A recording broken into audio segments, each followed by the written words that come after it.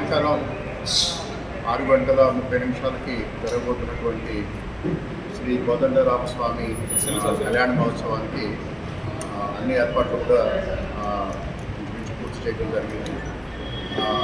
ఈ యొక్క కళ్యాణ మహోత్సవానికి దేశంలోంచి వివిధ ప్రాంతాల్లో మరీ ముఖ్యంగా మన తెలుగు రాష్ట్రాల్లో చాలామంది భక్తులు చేస్తున్నారు. సుమారుగా 70 నుంచి 80 వేల మంది భక్తులు వస్తారని చెప్పేసి అంచనాతోటి మనం అన్ని ఏర్పాట్లు కూడా ఇక్కడ చేయడం జరిగింది. వీటి వరకు సుమారుగా ఒక 144 స్పెషల్ సర్వీసెస్ ఆర్టీసీ బస్సెస్ మనకి వివిధ ప్రాంతాల నుంచి రన్ అవుతూ ఉన్నాయి. మరి కడప నుంచి ఎక్కువగా అంటే ఎవ్రీ 10 to 15 మినిట్స్కి భక్తులందరూ కూడా ఇబ్బంది లేకుండా వచ్చేదానికి ప్రతి 15 నిమిషాలకి కూడా ఒక బస్ సర్వీస్ని మనం కడప నుంచి ఏర్పాటు చేయడం జరిగింది. అలాగే చుట్టుపక్కల ముఖ్యమైనటువంటి ప్రాంతాల నుంచి అనంతపూర్ నుంచి కానివ్వండి, విజయవాడ దగ్గర నుంచి కానీ, హైదరాబాద్ దగ్గర నుంచి కానీ, కడప, అదేవిధంగా కర్నూలు, అలాగే రాజంపేట, రాయచోటి, బద్వేలు, నెల్లూరు ఇటువంటి ప్రాంతాల నుంచి కూడా ఆర్టీసీ ప్రత్యేకమైనటువంటి బస్సెస్ రన్ చేస్తున్నారు. అలాగే మనం ఈ రైల్వే సంబంధించి we have requested for a special stop tomorrow at Vontimitta.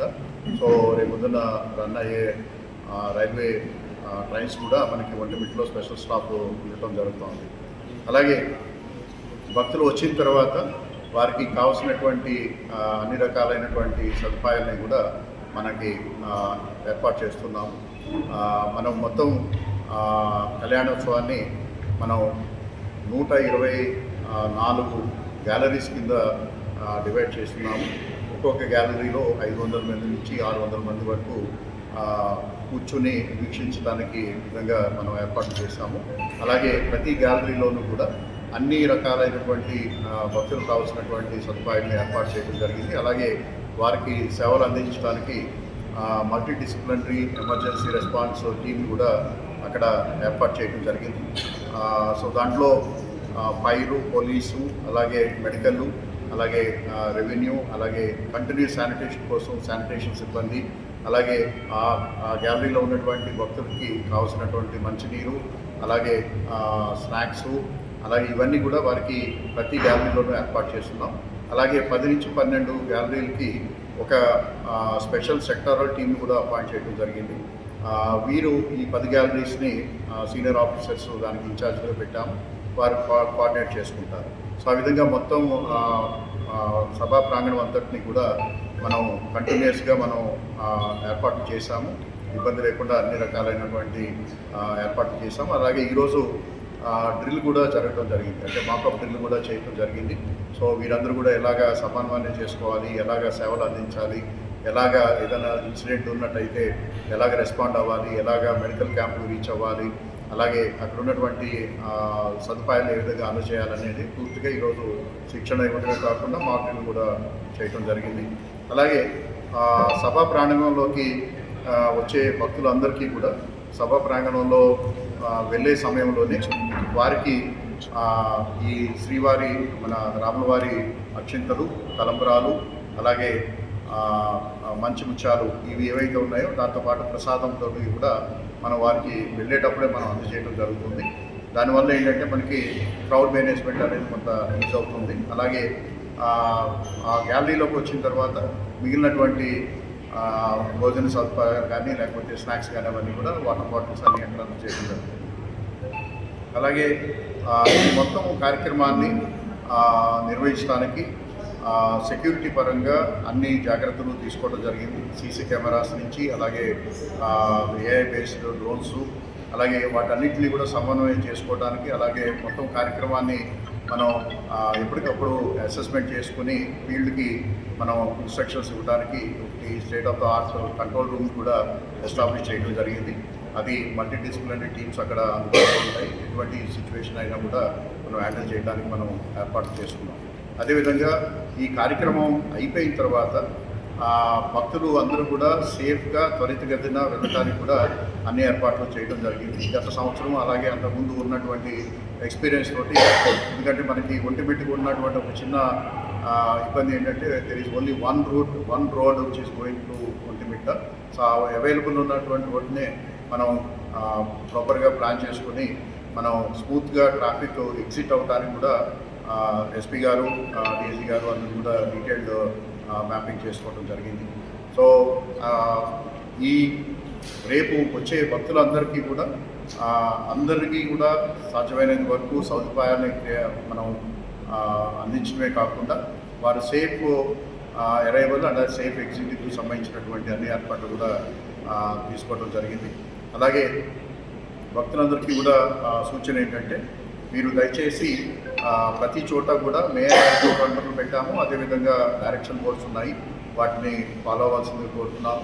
అలాగే ఎక్కడ కూడా తొందరపడాల్సినటువంటి అవసరం లేదు. మనకి అందరికీ అందుబాటులో ఉండే విధంగా ఈ తలంబరాలు కానివ్వండి, ముత్యాలు కానివ్వండి, స్వామివారి ప్రసాదం కానివ్వండి, అన్నీ కూడా అందరికీ వచ్చే విధంగా మనం ఏర్పాట్లు చేశాం. దయచేసి మీరు సమన్వయంతో అక్కడ ఉన్నటువంటి సేవకుల సమన్వయంతో, అధికారుల సమన్వయంతో మీరు రేపు జరగబోయే కార్యక్రమాన్ని వీక్షించి మీరు ఎటువంటి ఇబ్బంది లేకుండా మీరు ఇంటికి వెళ్తారని చెప్పేసి ఆశిస్తున్నాము. అలాగే డ్రింకింగ్ వాటర్, ఎందుకంటే ఇప్పుడు మనకి సమ్మర్ 42-43 డిగ్రీస్లో ఉంది. సో సఫిషియెంట్ డ్రింకింగ్ వాటర్ ఏర్పాటు చేస్తున్నాము. అలాగే మెడికల్ టీమ్స్ కూడా మనకి సుమారుగా 12 మెడికల్ క్యాంప్స్ని, అలాగే 8 అంబులెన్సెస్ని మనం ఏర్పాటు చేస్తున్నాం. వీవీఐపీకి, విఐపీకి సపరేట్గా ఉన్నాయి. సో ఎటువంటి సిచ్యువేషన్ వచ్చినా కూడా ఇమీడియట్గా అడ్రస్ చేయడానికి మనం well trained, well appointed teams అన్నీ కూడా పనిచేస్తున్నాయి. సో విత్ దైవం సపోర్ట్ తోటి will be conducting this event without any issue. Good evening to all.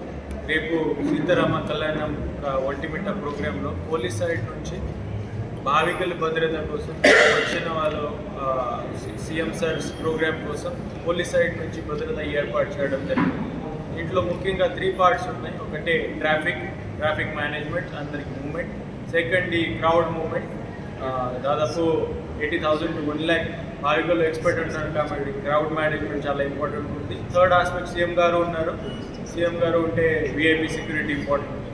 Traffic సంబంధించి మనమే మేజర్గా 2 డైవర్జన్స్ పెట్టాము. రేపు మార్నింగ్ 9 AM నుంచి అక్కడ తిరుపతి నుంచి వచ్చే వెహికల్స్ రాయచోటి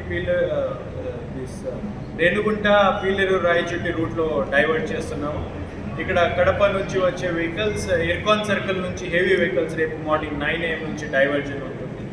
రిమైనింగ్ ఏదైనా వెహికల్ వస్తే డిటీసీ నుంచి హెవీ వెహికల్స్ డైవర్జన్ ఉంటుంది. థర్డ్ ఈ సాయిబాబా టెంపుల్ దగ్గర నుంచి రాజంపేట వెళ్ళే వెహికల్ డైవర్జన్స్ పెట్టాము. జనరలీ దాదాపు అరౌండ్ 3,000 స్ట్రాంగ్ 4 అడిషనల్ ఎస్పీస్ 15 డిఎస్పీస్తో ఈ ప్రోగ్రామ్ సెక్యూరిటీ అరేంజ్మెంట్ చేయడం జరుగుతుంది. సిస్టమేటిక్గా entry భావికులకి గ్యాలరీస్లో పొడిచిపెట్టడం and exit plan prepare చేయడం జరిగింది. ఎమర్జెన్సీ ఏదైనా వచ్చే ఎమర్జెన్సీ ఇవాక్యుయేషన్ ప్లాన్ కూడా ప్రిపేర్ చేయడం జరిగింది. ఇక్కడ దాదాపు 200 CCTV కెమెరాస్ అండ్ 12 డ్రోన్స్ ఉన్నాయి.